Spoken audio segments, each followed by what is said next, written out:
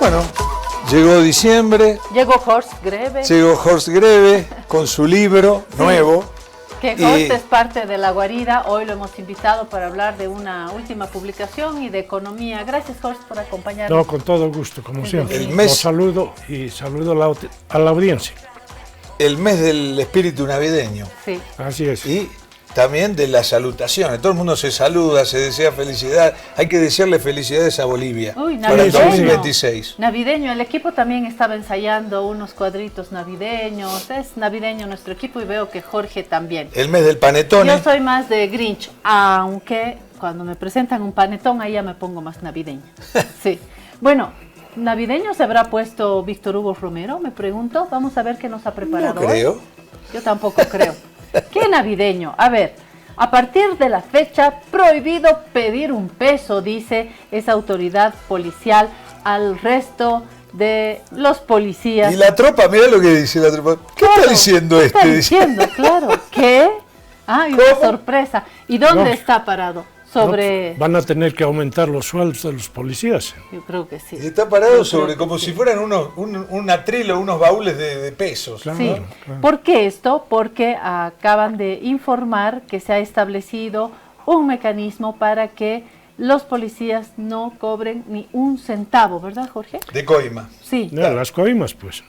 claro, pero además que no tengan posibilidad de hacer ningún tipo de cobro, eso entendí yo. Claro, el tema es así, o sea, hay una denuncia de que, denuncias de que hay mucha coima, ¿no? Que los policías se presentan en diversos lugares, acá no se pueden expender bebidas alcohólicas, bueno, pero arreglan y Sí. cobran. Entonces, Son los ¿qué pasa? arreglos. Este nuevo comandante general de la policía, Mirko Sokol, evidentemente, ¿cómo se llama? Descendiente de eslovenos o de serbios o de croatas, ha tomado esta iniciativa de decir, bueno, vamos a terminar con la coima. ¿Cómo terminar con la coima? ¿Quién controla a los que deben controlar? No hay, pero sí, van a poner un funcionario de transparencia en cada uno de los procedimientos. Está Ahora, bien, hay está procedimientos, como dijo hoy Sokol, hay procedimientos que salen mucho de noche en lugares apartados, y ¿quién los controla? Sí, Ahí sí, ya sí. el comandante de la policía no puede hacer viernes nada. en la noche, los sábados en la noche, en el puente de Calacoto, etcétera. Jóvenes que están sin brevet, con tragos encima, etcétera. Es una fuente de ingreso. Sí. Pero bueno, yo creo que va a disminuir, pero erradicar al 100, al cero, No, eso no. difícil. Eso Pero bueno, si hay una intención, ni en el Vaticano ocurre eso. Yo pongo un signo de interrogación como los policías de la figura de la imagen de Víctor Hugo Romero. Yo creo, uno, que esto tiene que ver con el perfil del vicepresidente Edman Lara, que levanta la bandera de la lucha contra la corrupción, comenzando en su institución, en la policía. Él fue parte de la policía y denunció siempre la corrupción. Creo que tiene que ver con esto, con las palabras también del propio vicepresidente, que cuando se enteró del nombre dijo, no tengo referencias malas, no tengo nada que cuestionar. Y lo último que quiero decir es que está bien que llegue la Navidad, pero yo no voy a creer que aquí se va a acabar la corrupción, y menos en la policía. pero si se reduce, está bien. Ojalá. Ahora, hay que darle una a, ¿cómo se llama? A Lara, porque finalmente sí logró sacar al comandante ruso, ¿no? Sí. Lo En sus cambiaron. tiempos. Dijeron, no, porque ruso se queda, se fue. Pero dirá el presidente Rodrigo Paz, pero cuando yo decido. no cuando hace Pero a causa de la movida de Lara. el pedido Lara, ¿no? Pero después, cuando yo determino. Son las tensiones también de la política. Hoy vamos a hablar de economía. ¿Por qué? Porque Horst Greve ha presentado un texto, como siempre, en el marco de las iniciativas de la Fundación Friedrich Ebert, que está planteando una serie de diálogos sobre el país, sobre los escenarios políticos, escenarios económicos esencialmente, y han encargado a Horst un texto. ¿Cuál es el título del texto, Horst? Es de la hiperinflación a la crisis múltiple, lecciones para preparar un pacto económico. Y a partir de ahí se han generado una serie de diálogos haciendo un puente de lo que fueron nuestras más duras crisis en democracia y hasta un poco más atrás a los escenarios que tenemos hoy. Entonces dijimos, tenemos que estar con Horst para hacer el puente con los escenarios que hoy se abren en la economía boliviana. Sí, y tenemos una pregunta lindísima para que Horst la conteste después de la pausa. ¿Cuál es? ¿Cómo se sale de la hiperinflación? Y cuando usted fue ministro, que fue varias veces ministro, Horst, ¿tuvo hiperinflación? Lo dejamos después, ahora. sí, después de la pausa. Vamos a saludar a nuestros auspiciadores y enseguida volvemos con esta mesita. Si te resfrías, consigue alivio de día y descanso reparador de noche con Refrianex comprimidos día y noche. Refrianex, siempre contigo en cada momento. ¿Navidad? Pero si todavía falta. Activando modo Navidad de Banco Proden. Hola Bolivia, ya estamos en plena época de lluvia, pero de lluvia de premios de Banco Prode. Porque ya entregamos cientos de premios y más de 1 millón de bolivianos. Y la lluvia de premios no se detiene. Tenemos sorteos hasta mayo del 2026 y miles de bolivianos por regalar en áreas urbanas y rurales para que nadie se quede fuera. Incrementa tus ahorros y si no tienes tu procuenta, corre y abre una. Porque cuando llueven Prode, ¡llevan todos! Banco Prodem. Esta entidad es supervisada por ASFI. Actividad autorizada y fiscalizada por la Autoridad de Juegos. Praderas de Secoya, una urbanización privada con excelente ubicación y seguridad. Nuestros lotes de terreno cuentan con alcantarillado, red de distribución de agua, calles empedradas y bordillos de acera. ¿Qué esperas? Ven y construye la casa que tu familia se merece. Terra Sur, dando crédito a tus sueños. Ahora estás viendo.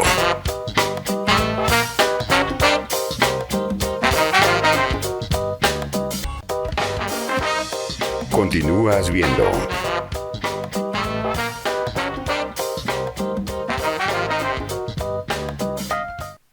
Trata la gripe y la tos seca con una cápsula blanda y efectiva. Alivíate con Refrianex 2. Refrianex, siempre contigo en cada momento. ¿Navidad? Pero si todavía falta. Activando modo Navidad de Banco Proden. Hola Bolivia, ya estamos en plena época de lluvia, pero de lluvia de premios de Banco Prode. Porque ya entregamos cientos de premios y más de 1 millón de bolivianos. Y la lluvia de premios no se detiene. Tenemos sorteos hasta mayo del 2026 y miles de bolivianos por regalar en áreas urbanas y rurales para que nadie se quede fuera. Incrementa tus ahorros y si no tienes tu procuenta, corre y abre una. Porque cuando llueven Prode, ¡llevan todos! Banco Prodem. Esta entidad es supervisada por ASFI. Actividad autorizada y fiscalizada por la Autoridad de Juegos. Bienvenido a la Suiza 5 en Lomas de Achumani, a solo 15 minutos de la iglesia de San Miguel. Nuestra urbanización cuenta con calles empedradas, bordillos de acera, alcantarillado y drenaje fluvial.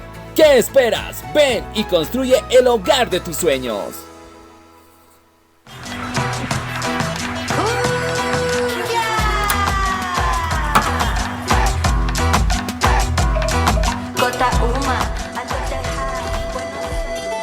Listo, ya estamos en la guarida, bajo el paraguas, nunca mejor dicho en esta época de lluvias, bajo el paraguas de la llave de la guarida.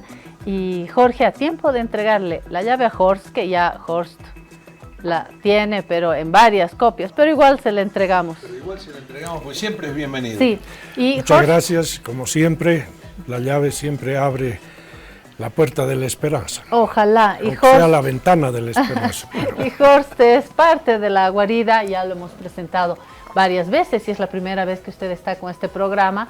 Le cuento que Horst Greve es economista, tiene un doctorado en economía, docente, investigador, 3 veces ministro de Estado, y en este último tiempo ha sido invitado por la Fundación Friedrich Ebert para plantear un texto que me parece que hace un puente, o que permite hacer un puente entre las crisis que hemos tenido en el pasado a los escenarios que se abren hoy. La comparación puede ser válida.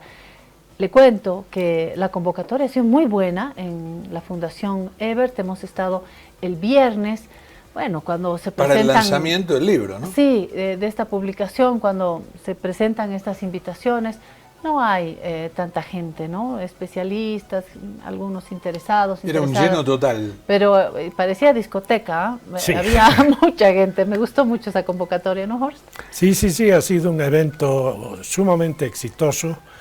Ha tenido un diseño muy interesante porque conmemorábamos los 40 años del Foro Económico y hemos participado como panelistas las 3 personas vinculadas con el Foro Económico en su historial: Juan Antonio Morales, Carlos Toranzo y yo. Los 3 pertenecimos al foro desde un comienzo. Y estuvo ¿Este foro es de la FES? ¿De la Federación? ¿De la Fundación? Han aclarado, y lo aclaró Toranzo en el momento de su exposición. En realidad el foro era una entidad independiente de la FES. La FES le daba soporte tecnológico, digamos, y soporte material, contribuía también institucionalmente, pero el foro era aparte, era separado. un acuerdo de 12 personalidades de la época, especialistas en economía, y donde la lista incorporaba realmente a un grupo muy selecto, empezando por Sánchez de Lozada, David Blanco, estaba otro... Los 2 que nombró. Sí. Carlos Toranzo, estaba Fernando Cosío, estaba también, poco más adelante se incorporó Pablo Ramos, estaba Miguel Urioste, estaba... Miren que después Miguel Urioste fue ministro, Pablo Ramos fue rector de la universidad. De casi todos hay una experiencia ministerial, excepto de Toranzo, que nunca entró al gobierno, no quiso. Creo que fue una decisión determinante no entrar, pero su mujer entraba. No. Buena, esa es buena. Bueno, ahora, entonces, ese foro se crea porque por la necesidad imperiosa de ver cómo bajar la inflación. Claro, había una situación complicada en el país y entonces la desesperación era cómo se puede resolver esta circunstancia. ¿De qué año estamos hablando? 85. Estamos hablando del 85. Cuando Víctor Paz dijo, Bolivia se nos muere, ¿no?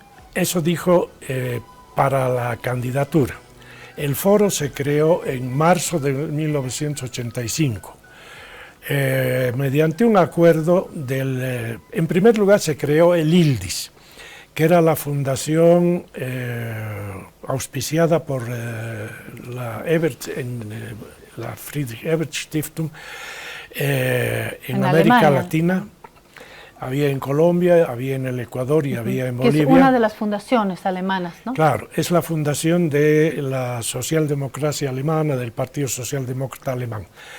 Se hicieron una serie de negociaciones desde fines del 84, pero finalmente se culminó con un acuerdo formal con reconocimiento por parte de la Cancillería, y en marzo de 1984 se crea el foro, se crea el ILDIS, y el ILDIS organiza la realización de un diálogo periódico plural sobre temas económicos. Ese fue el foro económico, cuya primera reunión fue en abril de 1985. Ahora, yo lo escuché... Ni siquiera se habían realizado las elecciones. Yo lo escuché en su disertación, Horst, que usted dijo que llegó primero 8.000% la inflación anual en Bolivia, y luego trepó a 10.000 y pico. No, ¿Cómo se puede vivir así? No, la última medición correcta era 8.170, fue la inflación del año 85. Terrible. Y la anterior había sido, yo creo, 1.000 y tantos, etcétera. Pero era una cuestión muy complicada, y la enseñanza que se saca de esa época es que este tipo de procesos inflacionarios no permiten una respuesta gradualista. El gradualismo fue el que empujó la inflación con cada paquete que se hacía para tratar de controlarlo a la siguiente etapa de inflación. Yo, perdón, Horst, saco dos ideas para continuar el diálogo. Primero, que siempre lo más cercano parece lo peor.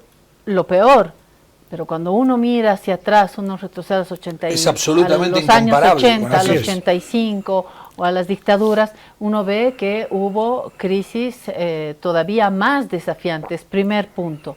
Y segundo punto, sí se pueden establecer algunos parámetros comparativos. De acá una primera deducción que hace Horst, con gradualismo no vamos a curar a este enfermo. Ahora, hay que ver los antecedentes, porque la dificultad económica y la presentación de la inflación empezó en 1982, cuando...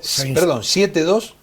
8,2, que es la recuperación de la democracia el 10 de octubre.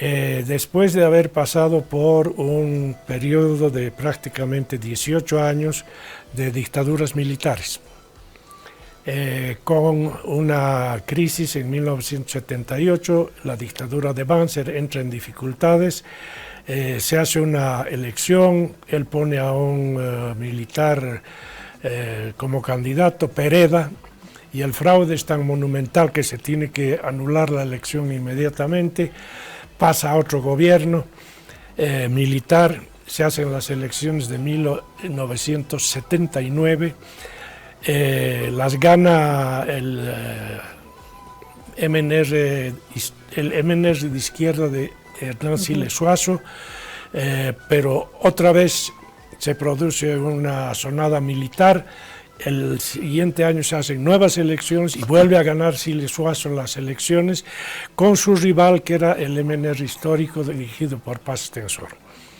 En julio de 1980 se da el golpe de García Mesa, que fue el más cruento de los golpes militares y con toda una serie de problemas, y de ahí se suceden una serie de militares uno detrás del otro hasta que finalmente el general Vildoso decide que los militares ya no están en condiciones de seguir gobernando porque la situación de la deuda había llegado a su extremo. El endeudamiento del país se hizo inmanejable. ¿Con quién se había endeudado en ese momento? Cede el poder militar porque las papas quemaban. Claro, así es. No podían manejar.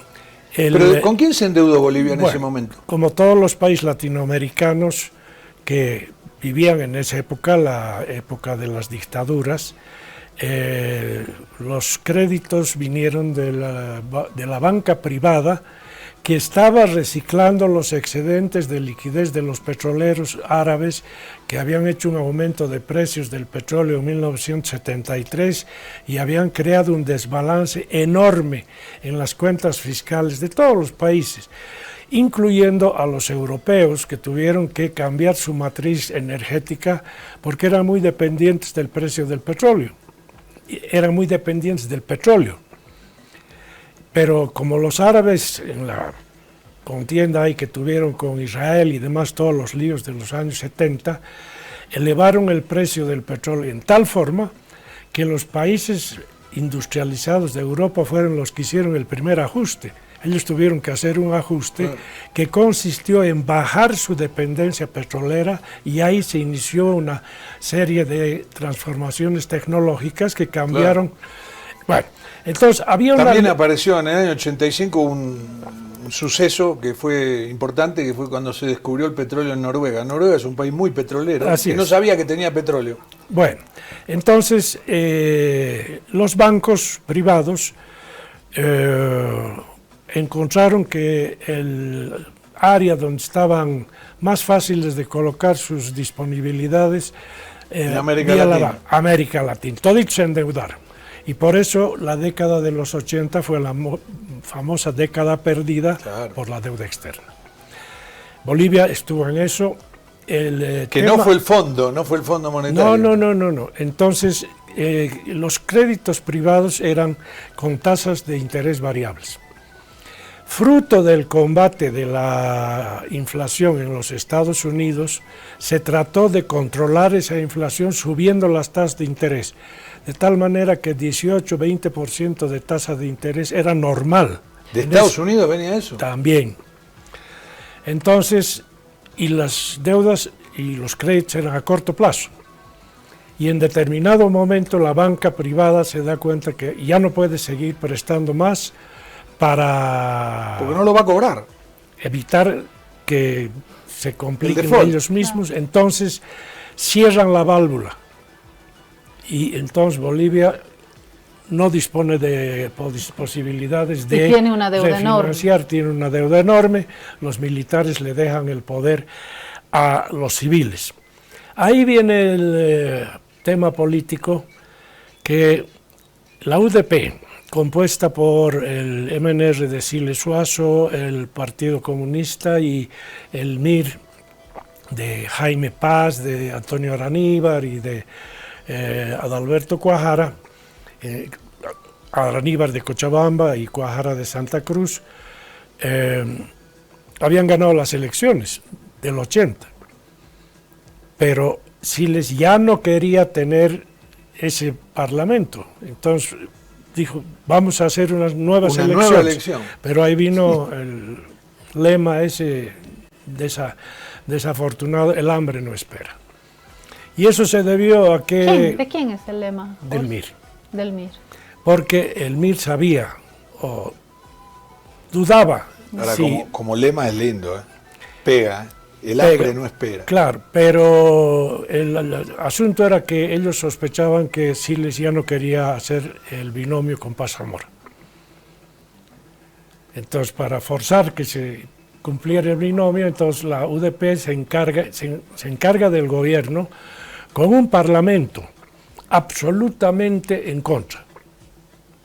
Pero era un parlamento elegido 2 años atrás, con una central obrera que está convencida que con ese gobierno de izquierda va a recuperar el poder adquisitivo que le habían confiscado sus aumentos salariales desde 1971. Una central obrera con Juan Lechín Oquendo a la cabeza. Con un sistema sindical, con una cosa no desordenada, sino muy disciplinada, pero muy beligerante. Y también con un empresariado boliviano que decía que eran ellos los que habían conseguido la salida democrática y que no podían aceptar que se los castigue haciendo aumentos salariales que no podían cubrir, etc. Ese empresariado tenía un eje más paceño, más cruceño. Básicamente paceños. Era la Confederación de Empresarios Privados, principalmente de dirigentes. Todavía no existía esto de Santa Cruz, no en ese estaba nivel, saliendo, ¿no? Pero no había llegado. Y obviamente la cuestión de las obligaciones pendientes con la banca. Por lo tanto, una de las primeras medidas fue suspender el pago de la deuda a la banca. Cumplir con los compromisos con el Fondo Monetario que había, con el Banco Mundial y con el BID, el Fondo Monetario vino mucho después. Y entonces, el primer paquete se dictó el año 1985, en noviembre, y ahí se hizo una medida mal entendida, mal diseñada, desafortunada que fue la desdolarización. Con lo cual, todos los pasivos y todos los activos de la banca se pusieron en dólares al tipo de cambio de ese momento, pero la inflación ya estaba en 200%. Y entonces fue tan desafortunada la medida que a los 3 meses el MIR decide salirse del gobierno y se retira. Con Jaime Paz a la Con cabeza, Jaime ¿no? Paz a la cabeza. Y su ministro de Finanzas. En esa época se decía que los mejores economistas estaban en el MIR, que era gente joven, que había hecho una renovación intelectual, una renovación política y generacional, y que por lo tanto ahí estaba la juventud que había... ¿En qué año estamos, Horst, acá? En la resistencia contra la dictadura de Banzer efectivamente fue liderizada primero por los obreros, pero también después por el MIR. El MIR fue fundado en 1971, inmediatamente después del golpe de Banzer. Sí. Bueno, entonces... Pero, ojo, yo siempre recuerdo que con el golpe de García Meza se masacra a, para mí, principales líderes del MIR, que mueren 8. Gloria Ardaya sobrevive que se salva, y mueren, masacran a estos Así 8 dirigentes, lo que marca un antes y un después en el MIR. Después de eso hay una serie de ramificaciones. Así es. Entonces, el MIR tenía credenciales legítimas para ingresar a la política en serio, a la política democrática, había recibido apoyo de la Internacional Socialista por sus digamos, postulados socialdemócratas, en alianza con la izquierda del Partido Comunista y con la izquierda del MNR, que era la que representaba Siles. Entonces, toman esa medida con una idea equivocada sobre lo que significaba eso, pero al salir de los dólares y empezar a crecer la inflación, entonces la gente que tenía, digamos, un patrimonio de $10,000 en un tipo de cambio de 200, pasó a tener $1,000. Pasó a tener $1,000, poco a poco se fue bajando y fue la primera confiscación inflacionaria del ahorro obrero, porque las cajas complementarias de los trabajadores, de los bancarios, de los industriales, de los comercio y demás, estaban en la banca, en dólares, depósitos a plazo fijo. Entonces, el valor, el poder adquisitivo de esos depósitos se fue reduciendo con la inflación y después hizo cero. Se evaporó. Se evaporó. Bueno, pero en todo caso las cuestiones fueron que en el los paquetes consistían en un conjunto de medidas que atendían a la política salarial, a la política de precios, a la política de tarifas, a la fijación de las tasas de interés, pero por ministerios diferentes.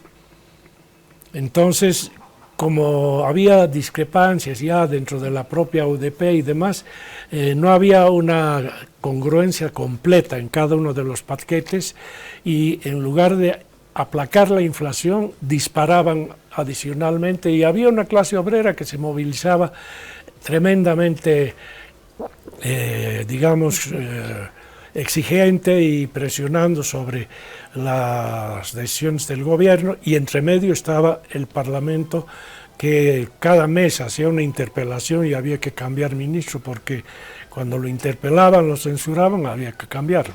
¿Qué situación tan compleja? Bueno, por eso teníamos, de todos lados había un acoso cruel,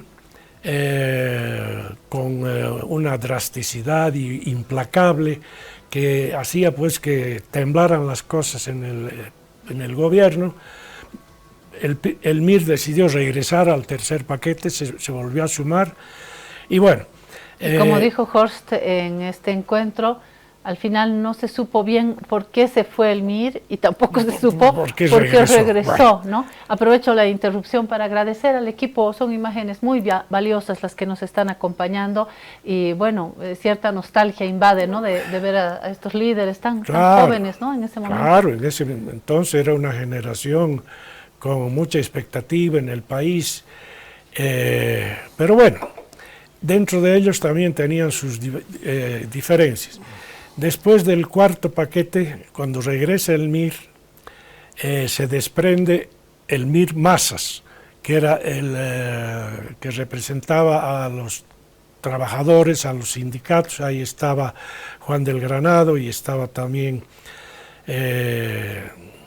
un dirigente sindical importante que se sale del gobierno. Por lo tanto, es la primera crisis interna del MIR. Avanzan las cosas y ya en el último tiempo la decisión es: hay que tomar medidas políticas, para lo cual se necesita un pacto. El procedimiento fue que la Iglesia Católica convocó a un diálogo de la democracia, donde se presentaron opciones para... Tenía convocatoria en ese momento la Iglesia Católica, ¿verdad? Mucha. Y credibilidad. Y tenía un equipo asesor. Ellos eligieron 3 economistas, Flavio Machicado y Herbert Müller en lo principal, que organizaron el diálogo en varias sesiones, y entonces el presidente Siles dice: si es que se ponen de acuerdo en la salida, yo puedo renunciar al último año de mi mandato. Entonces hubo un acuerdo bajo la conducción y mediación de la Iglesia. Siles renunció a su último año de mandato, y ahí aprovechó Jaime Paz también para decir: bueno, también, pero yo me habilito como candidato a la presidencia, porque no podía constitucionalmente, siendo vicepresidente. Entonces lo habilitaron a él. Se realizaron las elecciones en mayo de 1985 y ganó Banzer. Esta es la paradoja, que la clase obrera, que había sido tan, digamos, opositora virulentamente contra el gobierno de la UDP y donde estaba también una fracción de sus representantes y demás, votó por Banzer. Además teniendo las dictaduras más cerca en el tiempo, ¿no? Entonces, ex-dictador. Todavía. Claro. Banzer gana, pero se da cuenta que en el Parlamento no iba a conseguir la mayoría suficiente y le cede a Paz Estenssoro la presidencia. Le dice: hágase usted presidente en el Congreso, yo lo apoyo. A eso se sumó el MIR también después, y entonces se hizo la preparación del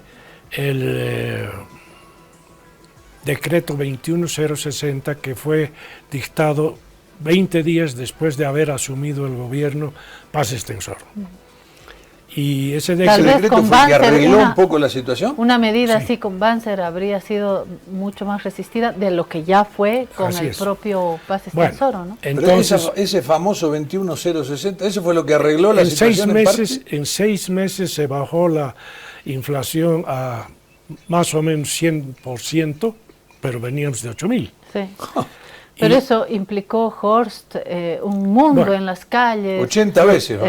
Pero el desempleo. Yo recuerdo mineros en las calles que te tocaban la puerta para pedirte comida, algo de dinero. No, fue una medida muy dura y muy cuestionada también, Horst. No nos olvidemos de que también fue una medida muy criticada. Bueno, ¿no? Entonces, ¿qué es lo que pasó?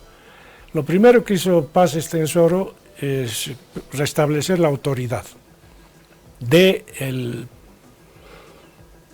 gobierno del Estado sobre la sociedad. Después, la autoridad del gobierno dentro del ejecutivo dentro del gobierno, y del presidente dentro del poder ejecutivo.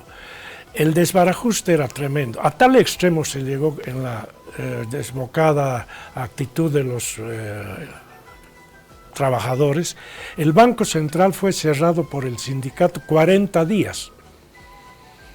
O sea, un país sin Banco Central. Sin Banco Central, 40 días. Morales, y con una carta, en el encuentro contó uno de los chistes con más éxito, y era que una señora había dejado una canasta con sus productos y el dinero, y vino un ladrón, se llevó los productos, pero el dinero pues ahí lo dejó porque no servía para nada. No valía nada.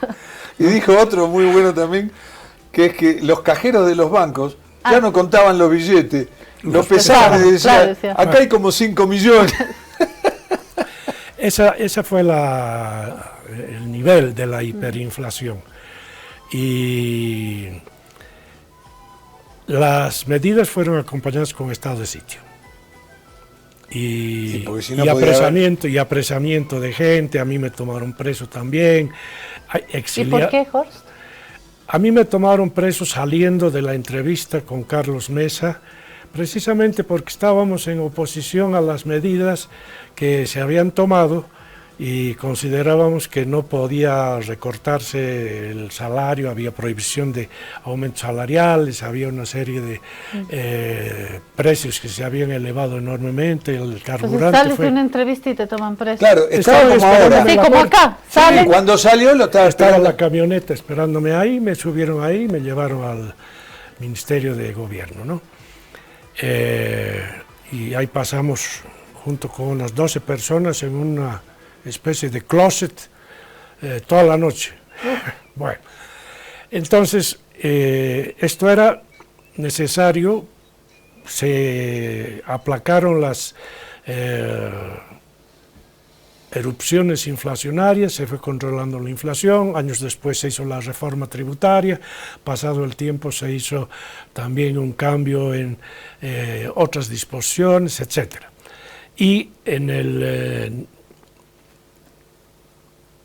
próximo gobierno, ahí el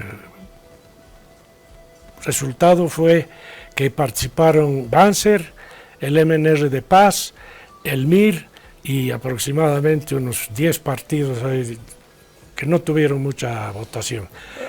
Pero ahí hizo la picardía Oscar Eid, que era el tercero en la votación, de que había sido triple empate. Y lo llevaron al Parlamento y el Banzer dijo, ok, acepto. Y cogobernaron entonces Jaime Paz, ya un gobierno distinto, todos los que habían sido en el pasado, digamos, víctimas de todo este proceso hiperinflacionario que se debió al estrangulamiento desde afuera, a las condiciones internas de adentro y la caída de los precios de los minerales. Claro. Entonces no había posibilidad de salir ahí si no era con una, digamos, medida muy drástica. ¿Cuál es la consecuencia del 21-060? Perdón, y por no hablar de los incestos ideológicos, ¿no? Los incestos ideológicos, el más recordado, el MIR, a quien sus militantes, simpatizantes y población en general le acusó de haber construido un puente sobre los ríos de sangre, de la sangre de los 8 dirigentes miristas, entre otros abusos de las dictaduras, contra ese mundo mirista que luego fue semi-olvidado o bien obedeció a un espíritu más bien pragmático de luego cogobernar con los herederos de la dictadura. Que esa fue la característica del MIR una vez que se salieron las dos fracciones anteriores mencionadas, que eran el MIR de Antonio Araníbar, el Movimiento Bolivia Libre, y el MIR Masas, que se llamó después Movimiento Sin Miedo. Y el MIR Casas, de los que se fueron a sus casas porque estaban hastiados de este comportamiento del MIR. ¿Qué pasó? La Comibol, que era una de las fuentes de inflación, porque tenía una serie de disposiciones que hacía que sus trabajadores dispusieran de varias prebendas en materia de pulpería barata, aumentos salariales automáticos, etcétera, fue desmantelada y se echaron con una bonificación excepcional de desahucio prácticamente 80.000 mineros de Comibol. ¿A dónde fueron a dar? A la calle, imagino. Una parte fue al Alto, una gran mayoría se fue al Chapare. Ese es Lo que explica también parte de la historia de Evo Morales, que es del sector que sale expulsado, ¿no es cierto?, de los sectores mineros orureños al Chapare, donde comienzan a generarse también nuevas dinámicas sindicales. Y cuando no habían mineros, reitero, en las calles, en nuestras puertas, se acordarán quienes vivieron eso, te tocaban la puerta los mineros pidiéndote comida, ropa, zapatos o dinero, ¿no? Le quiero preguntar a Jorge, Jorge, ¿todo esto lo cuenta en su libro? Sí, está ahí, digamos, algunos detalles probablemente no están, pero la mayor parte está ahí. Y está cosa, el proceso. Yo recuerdo así, abuelo de pájaro, 4 o 5 casos de hiperinflación gravísimos, ¿no? O dramáticos, diría, en el mundo. Uno fue el de Alemania, 1928, que fue lo que dio pie al ascenso de Hitler. Así es. Eso por un lado. Luego el proceso inflacionario de Argentina, que también llegó a niveles increíbles, no como este de Bolivia de 8.000, pero estuvo por ahí, como 5.000. No, pero Argentina sí sabe de procesos inflacionarios. No, y toda la vida. Es decir, no ha tenido un proceso tan alto, pero sí muchos procesos. Y después me acuerdo de Nigeria. Nigeria iba todavía por encima de Argentina cuando Argentina estaba como en el 5.000. Y este de Bolivia, ¿cómo se sitúa este proceso y sobre de Bolivia? todo, ¿cómo se sale y qué lecciones hoy? La lección que sacamos nosotros es que la hiperinflación en el fondo se derrota a sí misma cuando llega a un cierto nivel, porque se agota el circulante. Entonces ya la gente va a la compra anticipada, hay trueque, hay muchas cosas y entonces la inflación colapsa. Sí. Argentina tuvo trueque, a cierto nivel de la hiperinflación. Un tiempo largo estuvo el trueque. Pero requiere también un respaldo de una gestión política que es importantísima porque la hiperinflación desborda mucho y por lo tanto el libro lleva hasta la primera parte qué lecciones se sacan de la hiperinflación en Bolivia. ¿Qué lecciones son, Jorge? Primero, requiere un cambio político.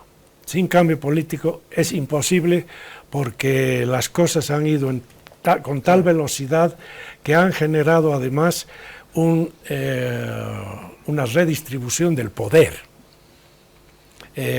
No nos olvidemos que surgen de la hiperinflación nuevos millonarios que tenían las condiciones de alguna manera para aprovechar de las alzas de precios. A río revuelto siempre alguien se beneficia. El poder, porque es posible hacerlo y digamos, el que manejaba la distribución de la cerveza en el país se hace de la cervecería y funda un partido político. Max Fernández. ¿Ya? El padre Eso produce la hiperinflación. Fernández. La inflación normal hace redistribución de ingresos. Ganan unos, pierden otros, etcétera. Pero la hiperinflación cambia las relaciones del poder. Aparecen nuevos y quiebran otros. Esa es la primera enseñanza. La hiperinflación no se resuelve si no hay un cambio político y una autoridad verdadera capaz de tomar las medidas que primero crean un shock y después van dosificando. El gradualismo puede venir, pero después del shock.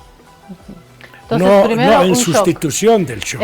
Lo menciono porque justamente hoy en varios medios se habla de este anuncio del actual gobierno que se va a actuar con gradualismo. Horst, ¿no estás de acuerdo? Mira, yo creo que hay una necesidad de reflexionar claramente. La inflación en este momento no ha llegado todavía al 30%. Es algo muy distinto de lo que... Y el dólar ha bajado muchísimo. Entonces, el problema son los subsidios a los carburantes. Si encuentran una salida para financiar el carburante importado en los próximos meses, hasta que se logre, digamos, garantizar ya la producción nacional. No, Sí. la producción nacional va a tardar por lo menos 3-4 años. Pero lo que sí se está haciendo es mantener esta subvención. Se me ocurre, porque soy mal pensada, y acierto, que por ahora nadie está moviendo ficha, ni en la oposición, ni en el oficialismo o en los oficialismos, porque hay un momento que se está esperando, y es el de las elecciones subnacionales. Entonces estamos todos atentos, y sobre todo las fuerzas políticas, a ver cómo se juega este segundo tiempo electoral, y esto también puede explicar que el gobierno está ahí cauto. Sí, hay varias circunstancias, es la época también, es la época próxima a la Navidad, en la cual normalmente no se hacen grandes movilizaciones, hay la expectativa de que se puedan lograr acuerdos ya para financiar más regularmente la importación de carburantes, se habla de créditos del extranjero, hay una favorabilidad de parte del gobierno de Alemania, de los europeos, de los países vecinos y demás, hay expectativas positivas. Sí. Ahora, las favorabilidades y las amistades y los apoyos, como los consejos, en plata también, ¿no? Claro, claro. Entonces yo creo que el gobierno tiene que medir hasta qué punto puede regularizar la situación inflacionaria, lograr estabilizar para después empezar a crecer.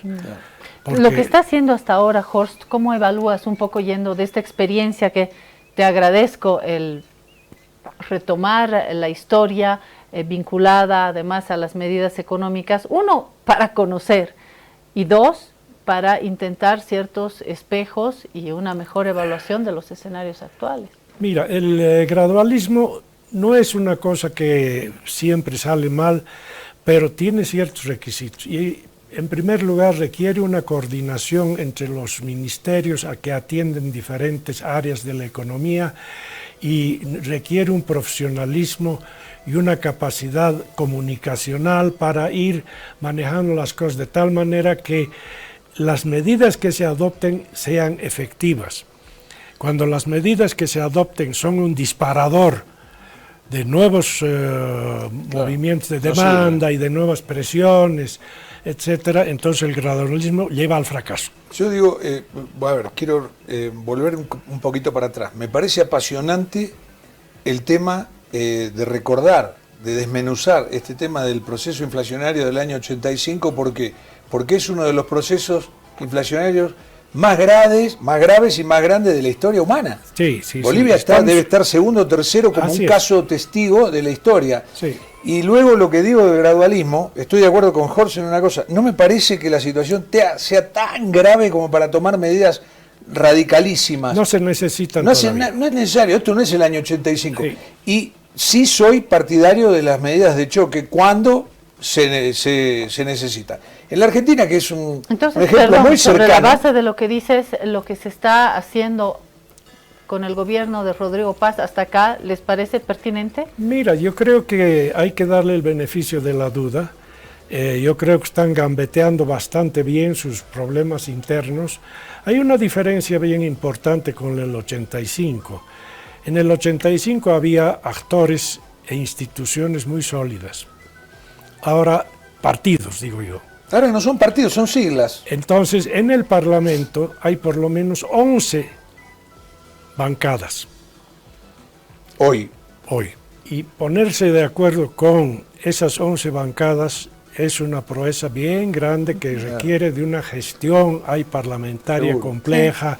Sí. Y me permito añadir un factor más, Horst, más allá de las bancadas, la calle que ahora está silenciosa, pero no nos olvidemos que Rodrigo Paz y Edman Lara llegan al poder con un voto prestado, básicamente prestado a Edman Lara de un bloque grande, numeroso, que se ha decepcionado del MAS, por supuesto, en una primera instancia del gobierno ya abiertamente, hay que decirlo, desastroso de Arce, pero también de las pugnas internas del MAS, las divisiones, y ahí se tiene un bloque enorme de decepcionados y decepcionadas, claro, que dicen dónde voy, y creo que la propuesta Paz Lara ha sido una opción para todos estos sectores, para decir, bueno, vamos a prestar el voto, porque no necesariamente hay un convencimiento ideológico, claro, sólido.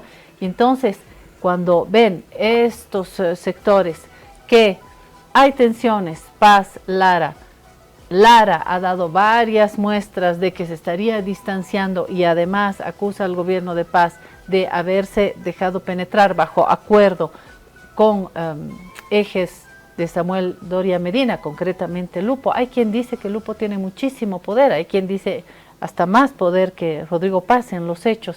Frente a este panorama que estoy planteando, si me lo aceptan, estaría también abriendo las puertas a una calle que por ahora está expectante, pero es una calle que mañana se puede movilizar. ¿Estoy bien? Bueno, sí, yo creo que hay que darle el beneficio al gobierno de que tiene cautela, porque no están dadas las condiciones sociales en este momento para una medida drástica de modificación de precios. Estamos viendo lo que está pasando con la marraqueta, que ya está activando protestas, movilizaciones, etcétera.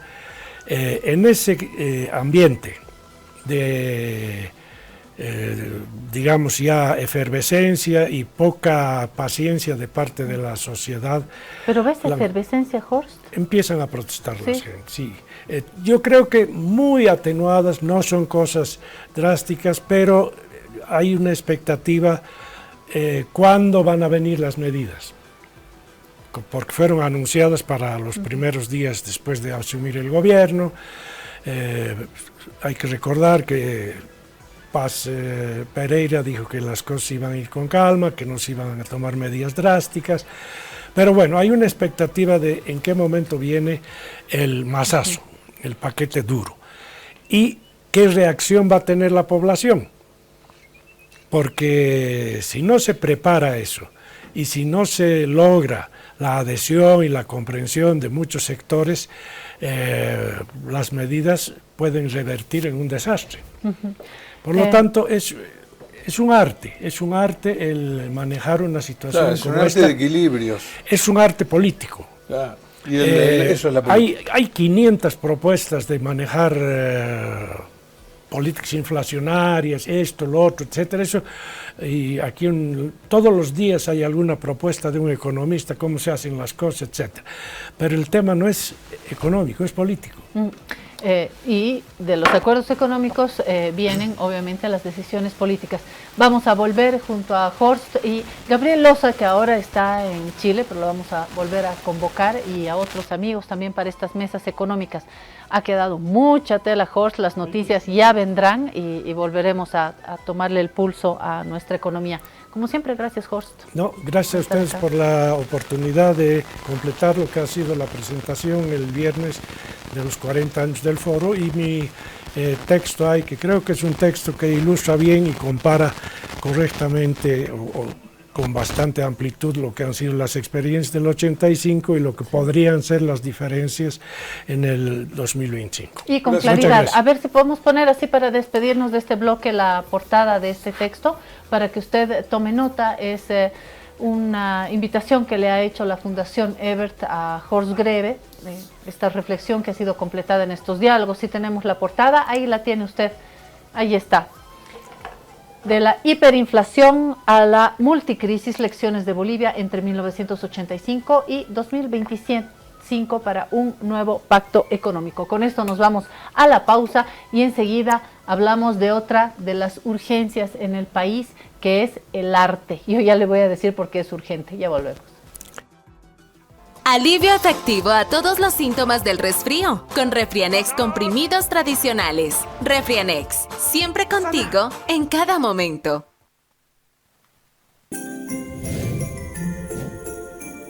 ¿Navidad? Pero si todavía falta. ¡Ah! Activando modo Navidad de Banco Prodem. Hola Bolivia, ya estamos en plena época de lluvia, pero de lluvia de premios de Banco Prode. Porque ya entregamos cientos de premios y más de 1 millón de bolivianos. Y la lluvia de premios no se detiene. Tenemos sorteos hasta mayo del 2026 y miles de bolivianos por regalar en áreas urbanas y rurales para que nadie se quede fuera. Incrementa tus ahorros y si no tienes tu Procuenta, corre y abre una. Porque cuando llueven Prode, ¡llaman todos! Banco Prodem. Esta entidad es supervisada por ASFI. Actividad autorizada y fiscalizada por la Autoridad de Juegos. Te invitamos a conocer nuestro nuevo proyecto, Valles del Sur 5, a tan solo 30 minutos de la Plaza Humboldt, con carreteras asfaltadas, el mejor clima de La Paz y con las mejores condiciones.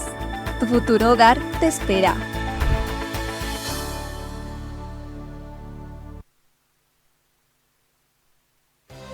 La Navidad se vive, se siente y se saborea con San Gabriel, el panetón que siempre acompaña tus momentos más felices. Perfecto para compartir, regalar o disfrutar con los que más amas. No te quedes sin el tuyo, haz que tu mesa brille. Solo con San Gabriel vives la Navidad.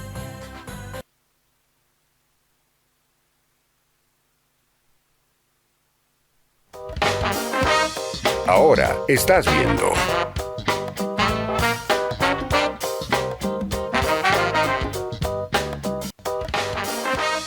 Continúas viendo.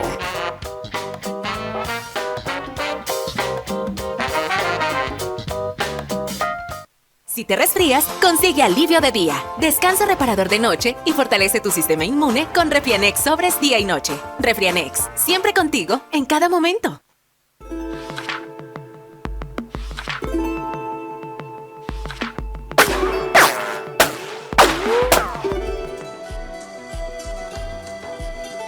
¿Por qué Bonnie and Clyde? Porque esta pareja ha encontrado cómo salir de la crisis. ¿Y sabe qué? La crisis tiene que ver como urgente, como le decía, y lo urgente tiene que ver con el arte. ¿Por qué? Porque nuestras crisis, nuestros momentos de luz, nuestros momentos de encuentro, de desencuentro, todo está nunca mejor retratado que en el arte. Gracias por estar acá. Ariel es uno de los pilares junto a Daniela Espinosa de Altamira, que es esta galería de arte, así que Espinosa y Mustafa son los obreros de esta casa del arte que nos está ofreciendo una subasta, una invitación a una subasta, y lo hemos tomado para hablar de la subasta, pero hablar de la urgencia del arte. ¿Quién dirá? Tremenda crisis, Claudia, la marraqueta está a 80 y ustedes hablando de arte. Sí, el arte es urgente. Bienvenido. Gracias. Empiezo riéndome por tu comentario, pero absolutamente real lo que tú planteas. Las cosas tienen complicaciones. El país tiene complicaciones, pero el país siempre ha tenido complicaciones. Sí. No somos un país estable, que hemos dicho, hemos vivido en una taza de leche. Nunca, ¿no? Y el arte salva, Ariel. Nosotros en pandemia usamos un término que decía, solo el arte podrá salvar. Así es. Y lo hemos repetido de forma permanente, pero no porque sea casual. ¿No? En las grandes crisis mundiales, el arte ha sido lo que no ha sobrevivido, sino ha hecho que la gente pueda seguir teniendo una esperanza para seguir viviendo. Y te hablo de guerras mundiales, guerra civil española, los grandes problemas del país. El arte es lo que te permite sobrevivir, sobrellevar la vida de mejor manera. Y no va a cambiar el precio del pan por el arte, ni el arte por el precio del pan. No, y no es que mañana yo tenga para comprarme un cuadro, pero ir a la galería o asistir a la subasta y solo ver, ya me hace bien.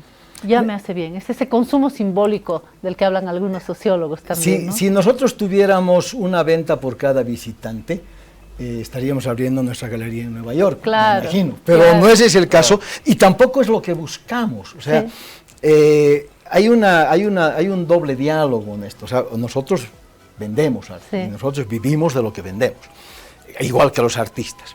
pero también de mostrar arte, ¿no? De ver qué pasa. Claro, porque si no podrías vender zapatos, que sabes que vas a vender seguro, ¿no? Más o menos esa es la lógica. El momento en que nosotros dejamos de vender arte por algún motivo, tenemos que hacer algo para que vendes arte porque te gusta el arte. Además de todo. Sí, y además porque creemos que es importante tener un espacio, no solamente pensando en nosotros, sino pensando en promover el arte en Bolivia. Como galería nosotros tenemos algunas limitaciones, y una de las limitaciones que tenemos está en función tiempo-espacio, y la limitación tiempo-espacio hace que nosotros no trabajemos con artistas emergentes, por ejemplo, lo cual no habla bien de nosotros, pero le ofrecemos al artista que ha dedicado su vida, que tiene una gran trayectoria en el arte, le ofrecemos la posibilidad de que tenga un sitio para exponer, porque no solamente los artistas jóvenes y emergentes no tienen espacio. Este país tiene muy pocas galerías de arte.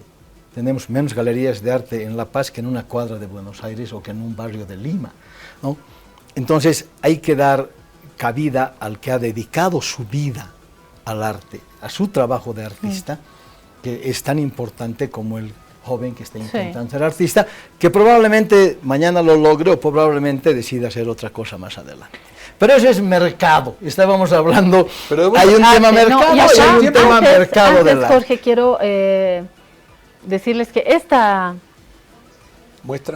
muestra tiene este catálogo que tiene una calidad, felicitaciones por la calidad del catálogo, que ya uno se queda enamorado. Yo estoy enamorada de los colores de Eusebio Choque y mi amor incondicional por Juan José Serrano.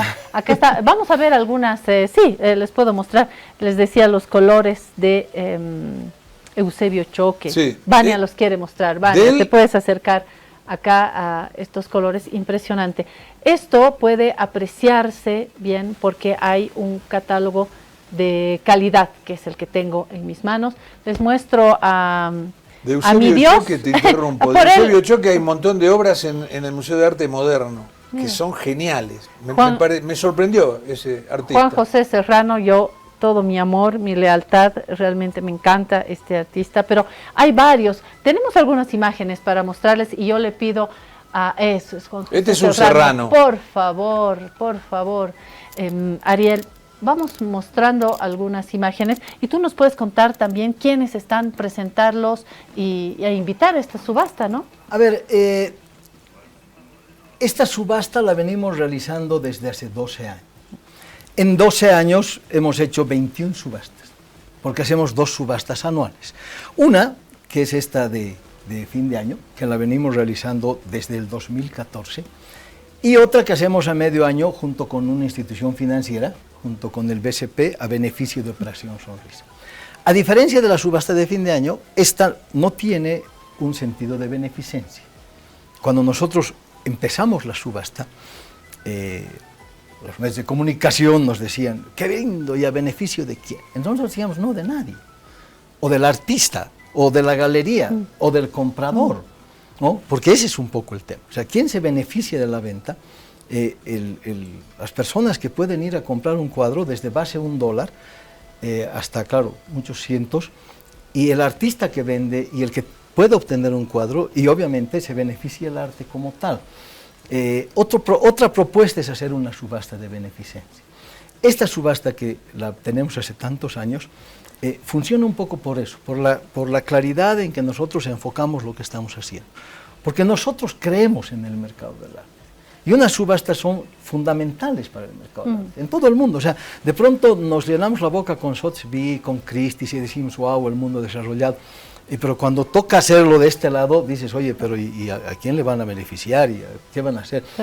No, hay un tema de arte. Y si mejora el arte, si el arte se vuelve imprescindible, la sociedad gana. Sí, ¿no? El arte. Nosotros ganamos como país, y como personas, ¿no? Y yo creo que ya es imprescindible. Voy a dar, antes de que nos olvidemos, el dato. Esto es miércoles 3 de diciembre, pasado mañana, miércoles 3 de diciembre a las 19 horas el cóctel, y la subasta con una copita de vino adentro, ya nos vamos a envalentonar en la subasta a las 19:30 en el gran salón del Hotel Casagrande, que es un hotel hermoso en Calacoto, calle 16, entre Sánchez Bustamante y Patiño. Entonces usted se va al Hotel Casagrande, se prepara con un vino a las 19 y entramos a la subasta a las 19:30, esto en la sede de gobierno en la ciudad de La Paz. Yo tengo dos conclusiones de todo esto, lo que ya habíamos dicho, que el arte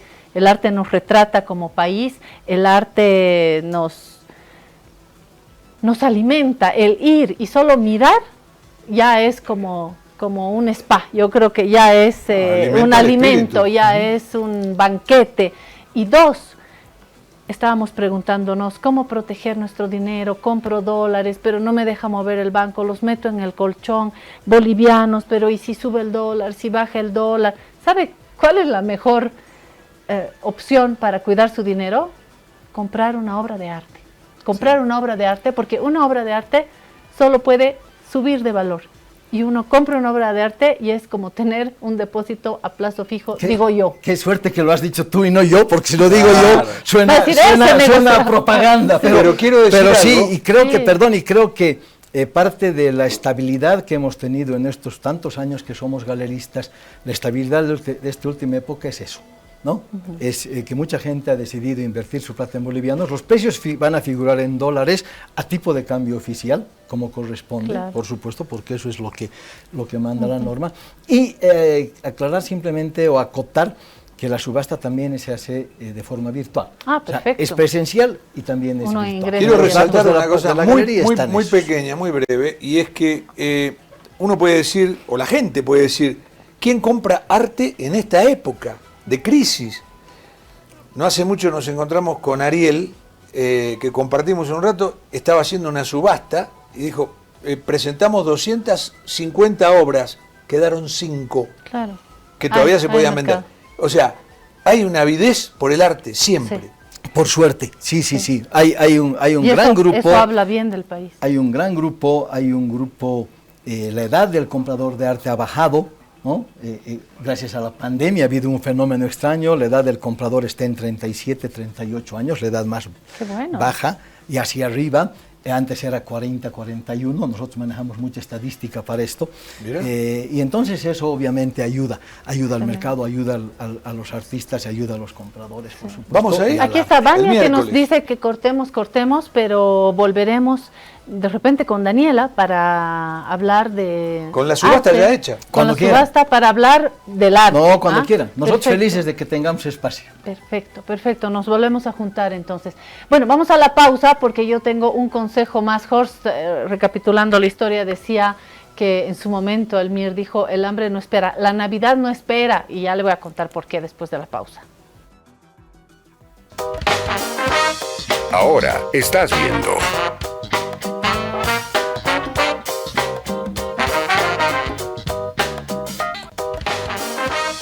Continúas viendo.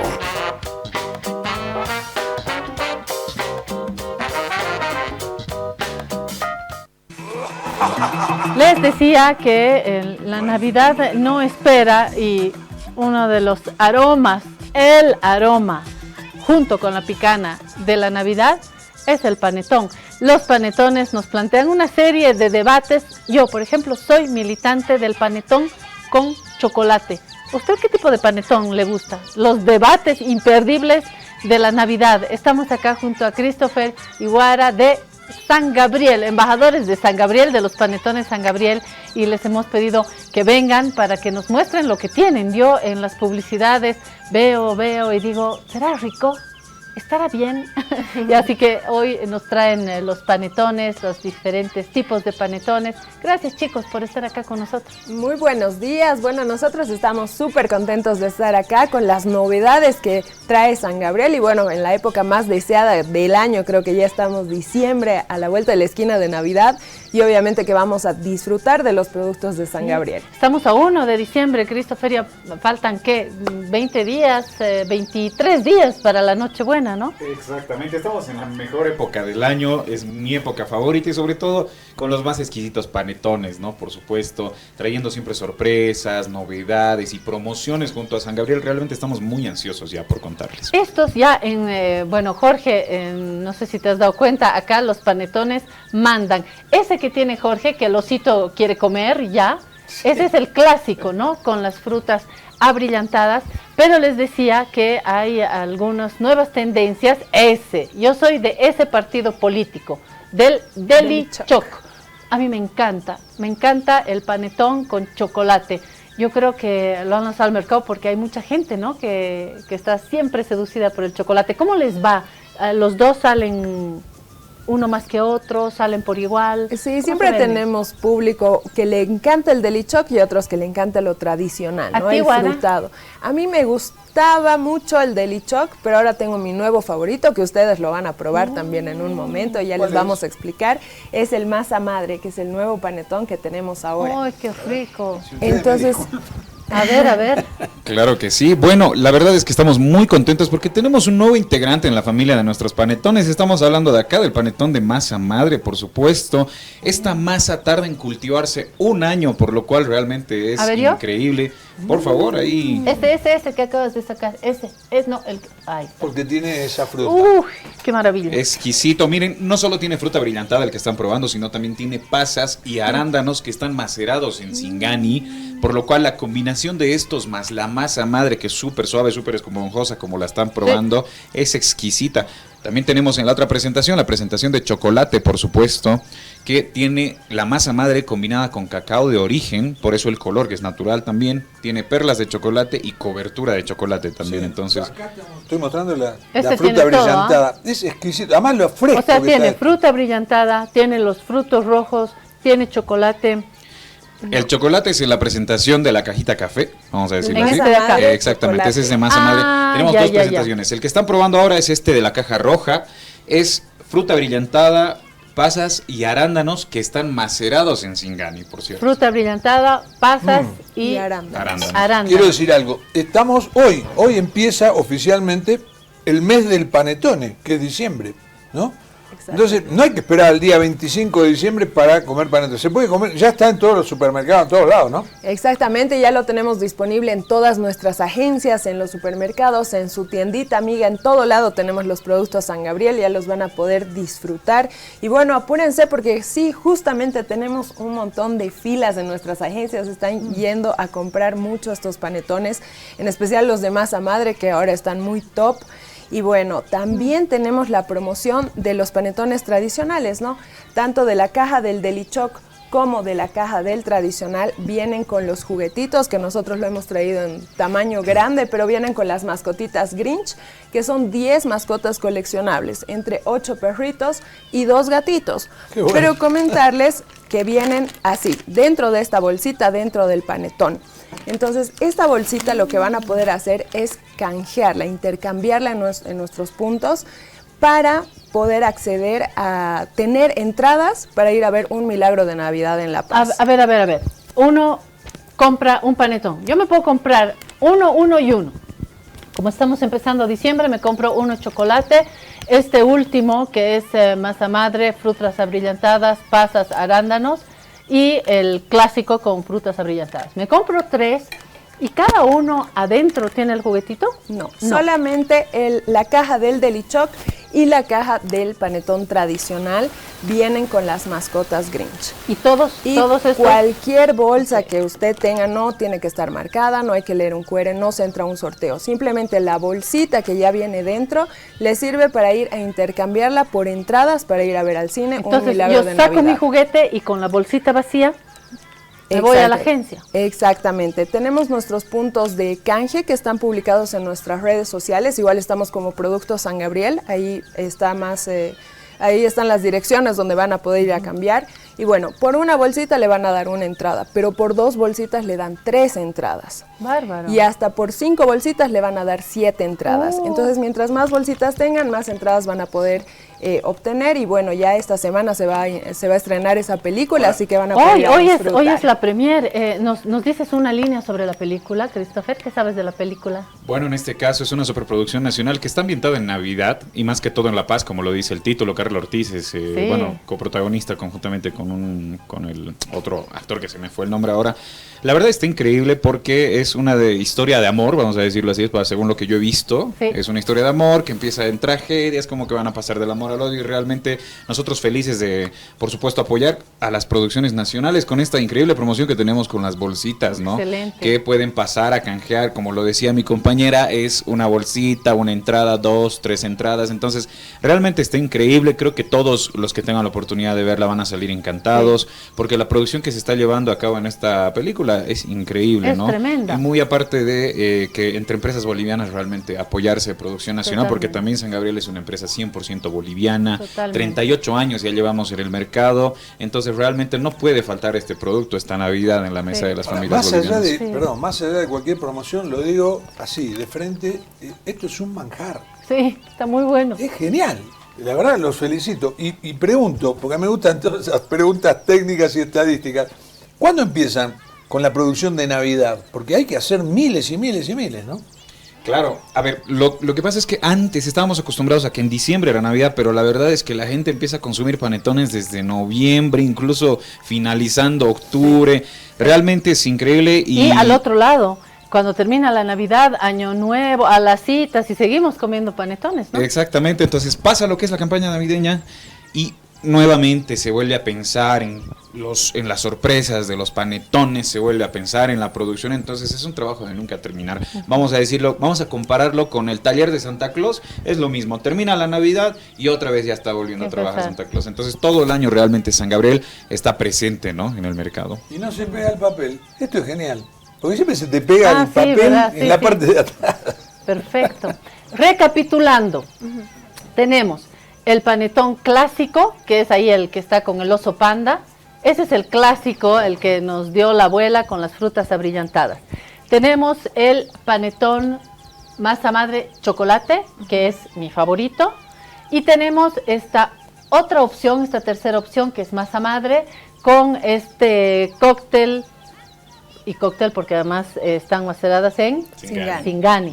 Tiene frutas abrillantadas, tiene pasas, tiene arándanos, masa madre, no se pega el papel, una delicia. 3 opciones y el juguetito viene en el de chocolate y en la caja del Delichoc y en la caja del tradicional. Del clásico. Entonces usted, los chicos y chicas sobre todo, sacan su juguete y guardan la bolsita.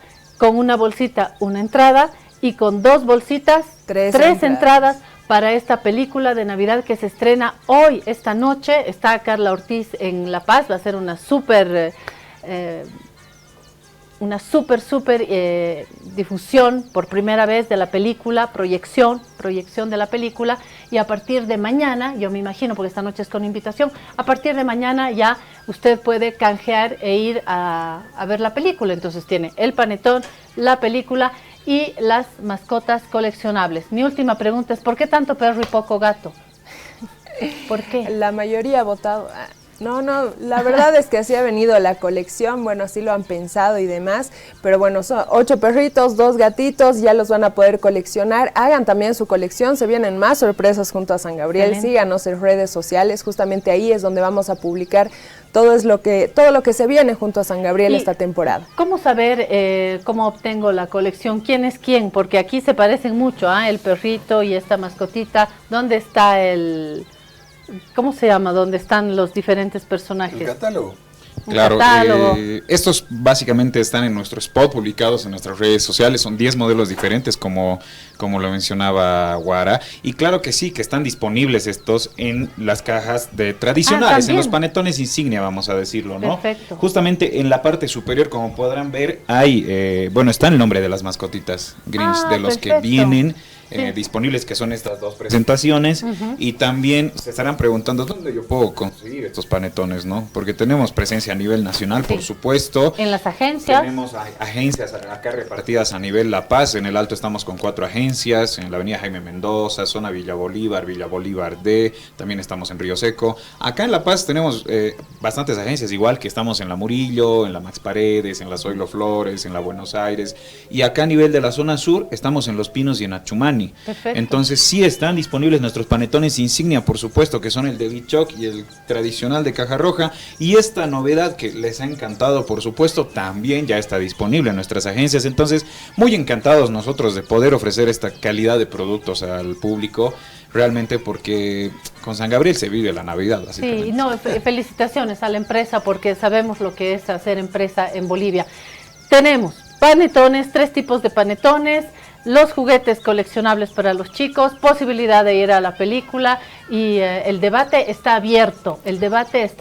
Tradicional, chocolate o esta última opción. Y abierto el debate. Calidad. Acá hay fruta brillantada. Y como dice Jorge, no se pega el papelito. Está bien, excelente. Gracias, Guara.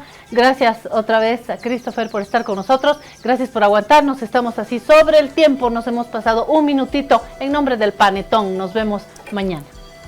Muchas gracias.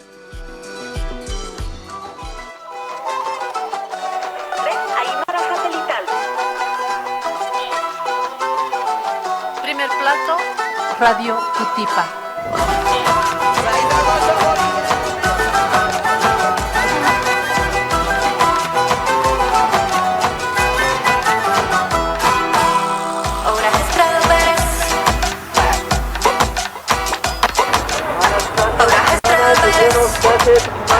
Salida más favorita.